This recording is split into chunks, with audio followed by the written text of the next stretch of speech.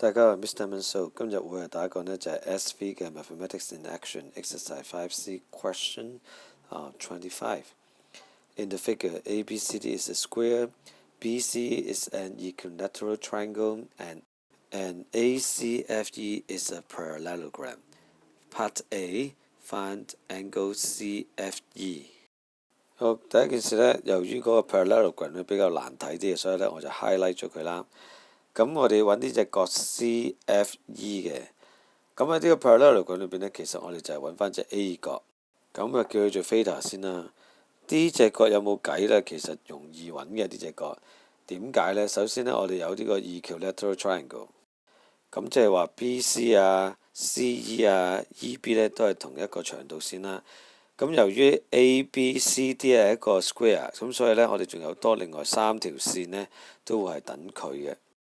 而最重要呢，就係 AB 呢都係等於BC 嘅長度，咁所以呢，我哋有一個嘅等腰三角形。我哋諗到呢一個係等腰三角形嘅時候，我哋就好想知道呢隻角幾多度？呢隻角係30度，點解呢？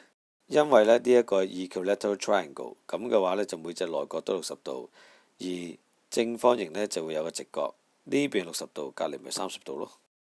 如果 D 就係30度嘅話呢， D 隻就會係75、75，用 angle sum of triangle 都計到啦。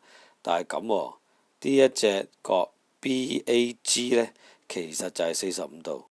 個理由就係呢，呢一個係一個 square 嚟嘅，咁所以呢，對角線之下呢，就會將90度平分咗，就有兩隻45度，呢度係其中一隻啦。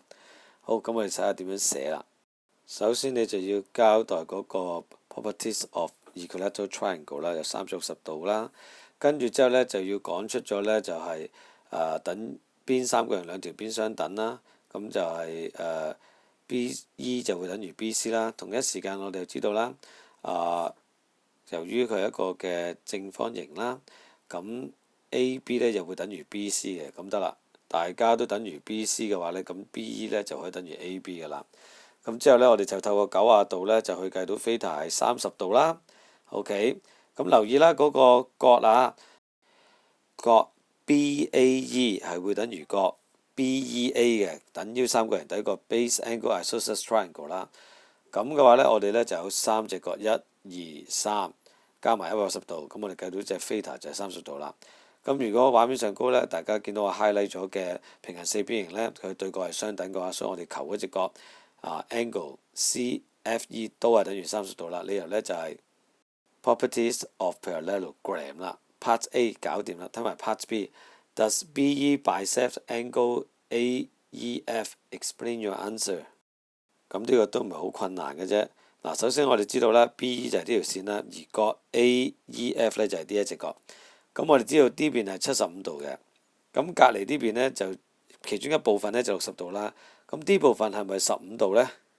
我哋知道啦，對角線square 嘅對角線呢就會將個90度平分，所以都有隻45度嘅。成隻角呢就 ECB 呢就係60度，咁其中一忽就係45度，剩翻低個忽咪15度咯。打個 set 上去呢，呢邊都係15度，咁就得啦。60度加15度又係75度，呢邊又係75度，所以咪平分咗咯。點寫呢？咁啊 Part B 寫得仲少啲添。咁呢就係45度係咪？咁就 beta 加45度就60度，個理由呢就係 properties of equilateral triangle 啦。咁即係簡單啲啦 ，beta 呢就係15度。打隻 set 上去呢，呢一隻角 GCE 呢就會係15度。好啦，而家我哋知道啦，angle AEB 我哋之前計咗75度啦。